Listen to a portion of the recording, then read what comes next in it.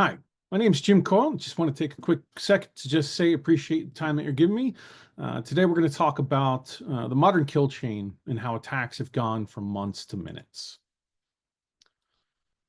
If you take a look at any of the big incident response vendor reports over the years, Mandiant, now Google, CrowdStrike, Verizon, one thing is common across all of them.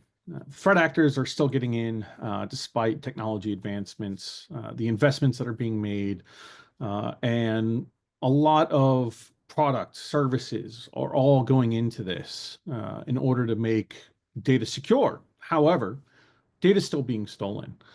And it doesn't matter if you're a mom and pop shop selling flowers, you could be a multinational corporation. Data is at the heart of almost every successful business and government agency. And because of that, data is what's being stolen and it's being bought and sold at the highest bidder. And that includes even selling back to the original data owner while attackers try to capitalize on their access, be it through multifaceted extortion schemes or even as selling to access brokers. Now, due to the complexity of IT infrastructure in today's environments, exploits of vulnerabilities in various pieces of software, as well as phishing in its various forms, such as email, social media apps, mobile messaging, these are really kind of the two main entry points into corporate environments today. And while defenders are getting faster at detecting evil, once inside, attackers are also getting faster at identifying treasure troves of data, exfiltrating it, and sometimes leaving behind ransomware and using those multifaceted extortion schemes that I had just talked about. How's all this happening? I'll walk you through how the attackers from nation states to cybercrime groups are able to get in and exfiltrate data in under an hour.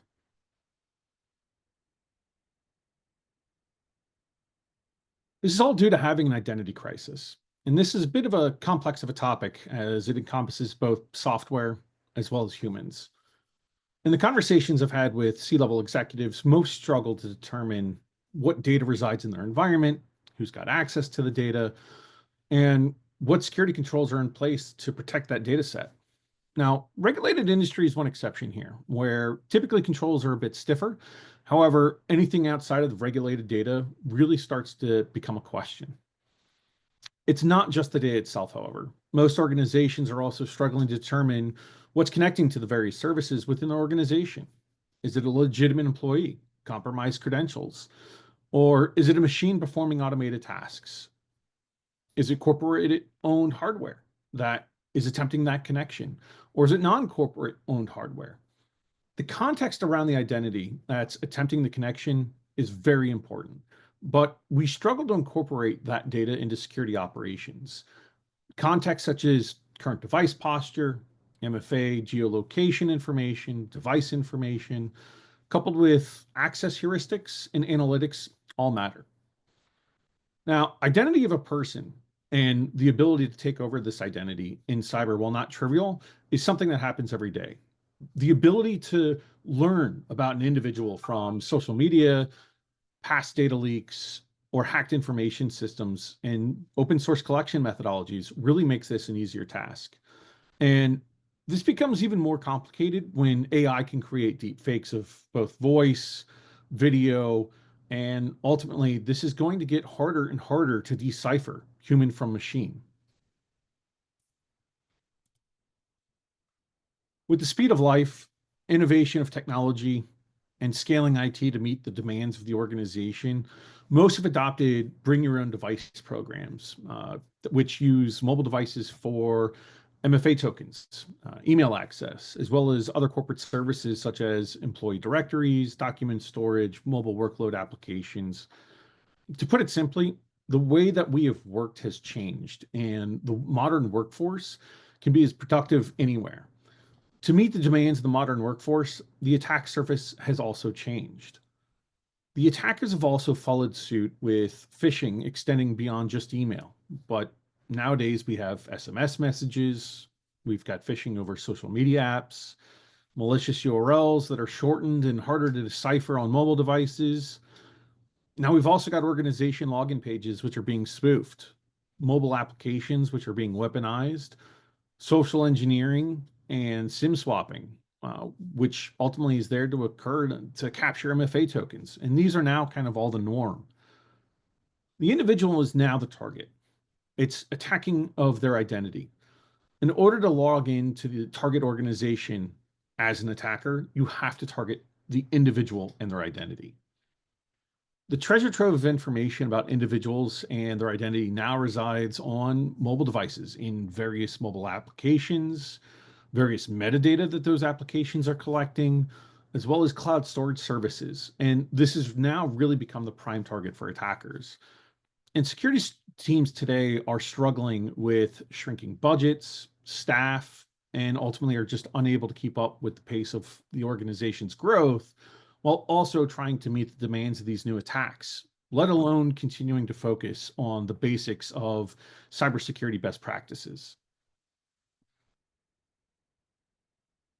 Now, during my career, I've worked with some of the best penetration testers, red teams, offensive security professionals who could have complete access into organizations and remain hidden for well over 24 hours.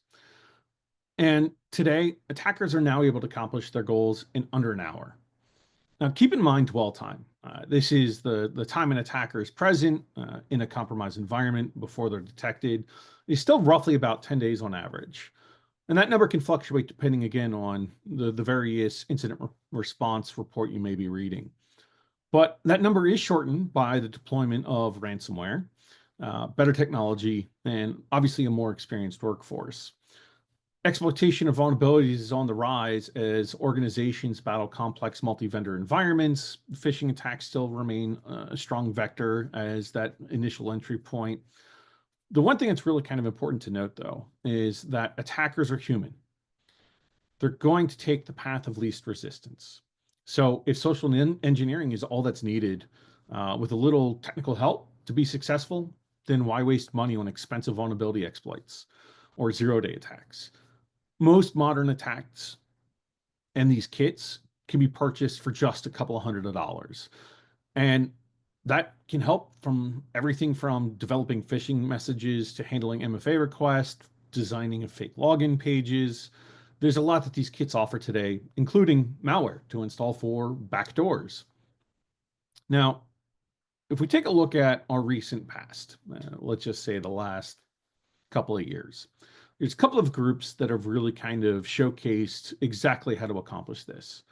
Groups such as Lapsus, Octopus, and Scatter Spider have shown the world how easy it is to utilize this shift in tactics, which we call the modern kill chain.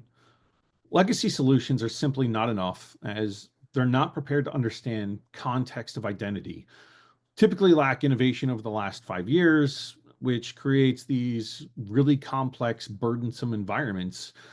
And security teams are attempting to bolt together these solutions, which require a lot of feeding and care, and sometimes are often forgotten, or worst case, basic security best practices are getting overlooked. So how is this getting accomplished so quickly? A lot of work is being accomplished during the recon phase. However, these days, this is done faster thanks to data harvesting from companies selling data, past breach information, social media, mobile applications, the metadata that those applications provide, as well as open source intelligence collection methods. In a matter of minutes, data can be parsed, and then the attackers have an identity that individuals that they would like to target, how to best target them. Think email, SMS, social media, phone call. But now a dossier can be built to target those individuals or groups of individuals, or even very specific individuals using these low-cost interactive phishing kits. Through utilizing data collected from both the organization as well as the individual target for more believable phishing messages that can ultimately get crafted, or even a talk track for a phone call. That's the hook that attackers need in order for it to be believable.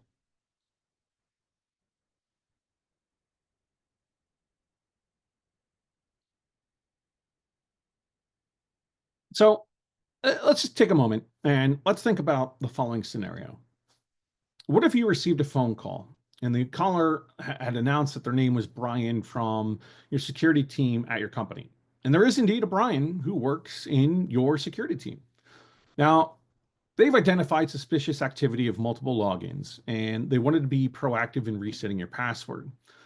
They mentioned that you're going to get two SMS messages, one to confirm the re-enrollment of your multi-factor device.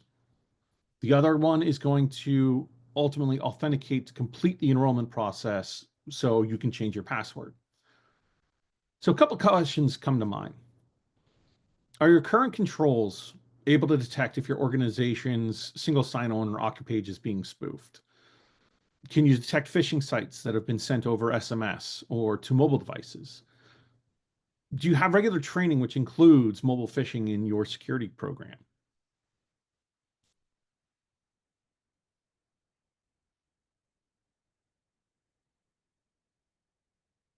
Now, these attacks are designed to be specific for those working at the target, and the attacker is looking to gain access into whatever this individual has access to. Now, that means each campaign is going to be custom tailored, and this is going to be custom tailored getting into that specific organization. A login page is going to get generated to spoof the original of their intended target. This could be their single sign-on page or their Okta page. And they can send out mass SMS messages to larger groups of people or larger targets in order to try to get one or two individuals to click on that link and log in.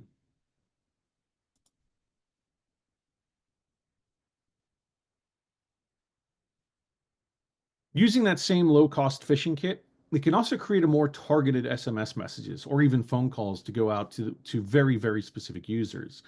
Now, this is going to increase the chance of success for the attackers.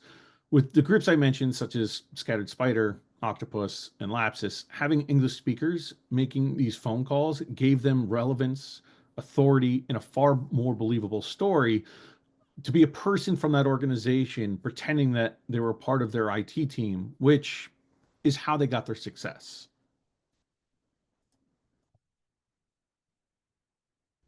When these individuals are faced with violence over a username and password, most will choose to avoid any confrontation.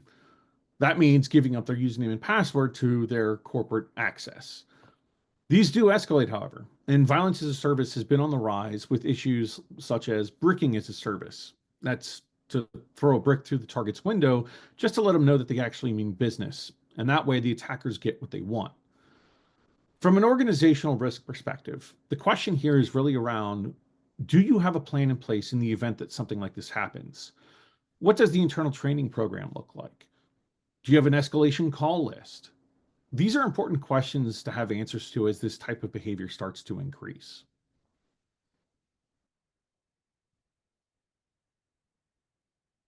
As previously mentioned, these low-cost modern attack kits are pretty sophisticated in terms of their capabilities.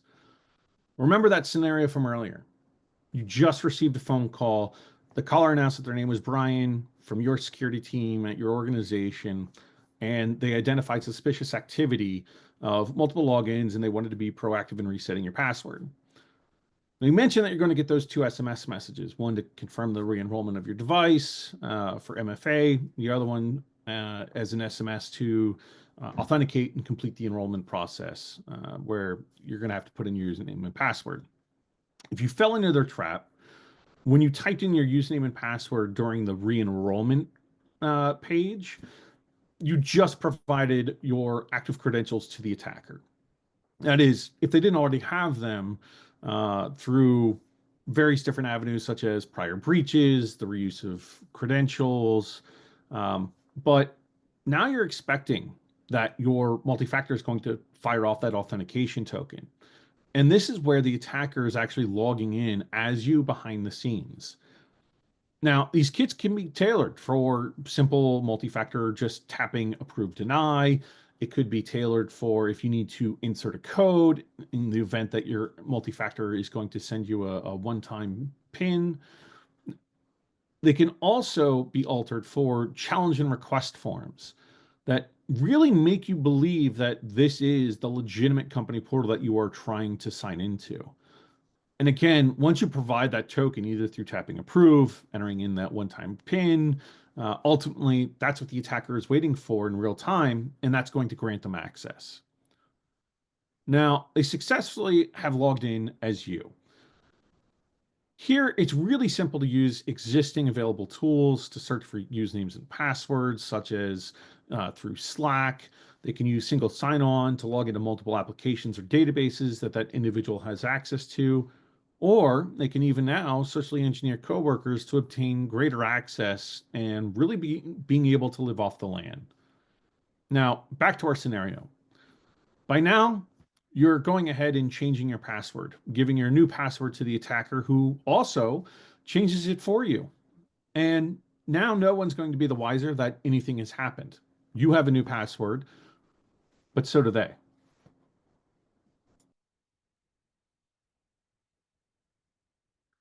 So the attacker now has established themselves, maybe even creating some additional backdoors. And ultimately, this is a stage where they are now starting to search and look for data in order to grab and exfiltrate. Now, remember, we're also moving around with a valid identity at this point, and we're now at a critical juncture where response time is absolutely critical. So I want to pose some questions here. Think about your environment when we start to ask these questions. Are you able to determine if a login is happening from a corporate device versus a non-corporate device? Uh, do you have security controls in place to prevent non-corporate devices from authenticating to your network or your applications? Do you have analytics in place that are updated to read user interaction of files? And what I mean by that is think about read and write requests, file moves, deletions, creations, or what about the use of compression techniques such as zipping up files? Do you have security controls in place to force reauthentication when accessing sensitive data? Do you have the security controls in place that understand the difference between sensitive data, confidential data, public information, or even regulated data types such as financial data or PII? What controls are in place preventing a user from exfiltrating data out of the environment to private cloud storage apps, FTP or STP, USB drives, email, or even using obfuscation and encryption techniques such as embedding data into an image? Fun fact, a couple of years ago, ABT-29, who is a Russian-based threat actor, did exactly this under a campaign called Hammer Toss back in 2015. Now, most of the security teams that I talk to fully believe that they have these security controls in place. But upon deeper inspection through the use of security validation tools, red teaming, blue teaming, purple teaming, even tabletop exercises, they typically find that either these controls are misconfigured, not configured at all, or lacking completely of just innovative capabilities altogether, being stuck on these legacy solutions. Something else to think about. While capabilities such as single sign-on do allow the ease of authentication for employees, it is a goldmine for attackers who can log in to multiple tools.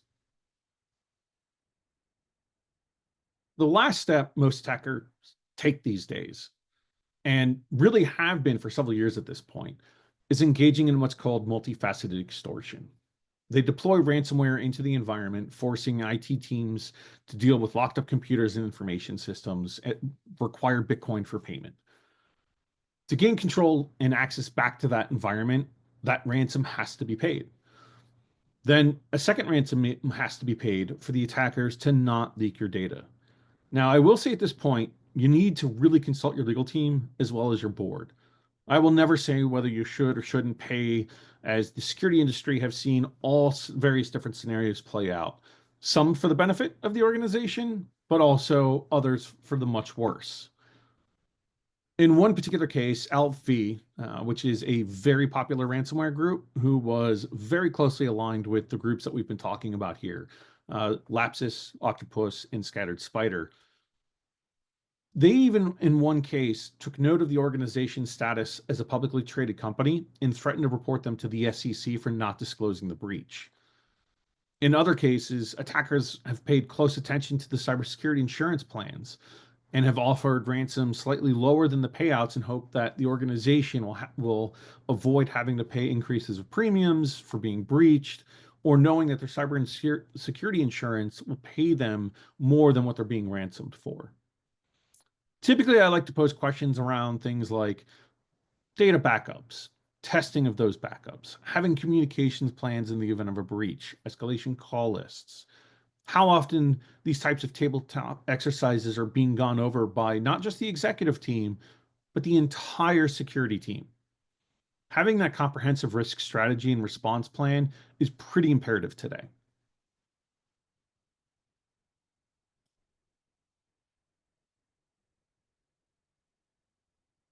Now, that in a nutshell is how attackers are gaining access and exfiltrating data at a record pace.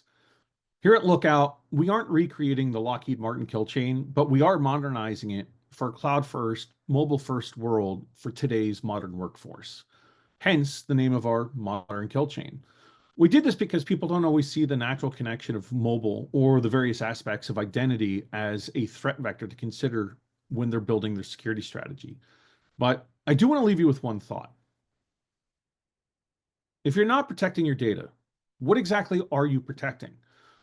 This really requires organizations to take a hard look at their environments, their investments that they've made over the last couple of years, their risk strategies, and they need to start to consider if their legacy solutions are still up to the task of not just today's threats, but more importantly, providing them the context and controls that are needed for defending attacks against the data set with a zero trust mindset.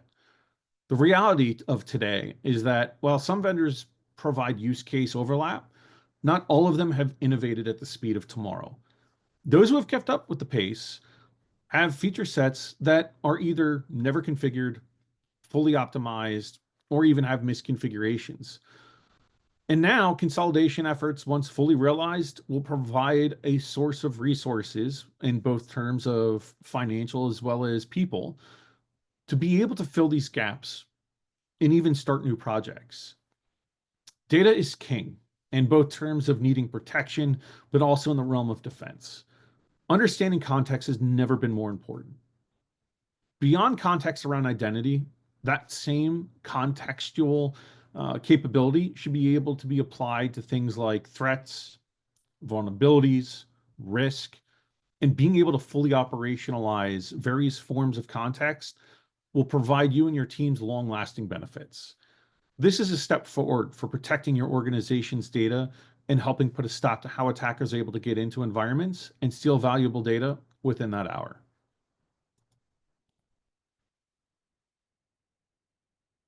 And with that, I would just like to appreciate your time that you've given me today. And if you have any questions, please reach out to your team at Lookout.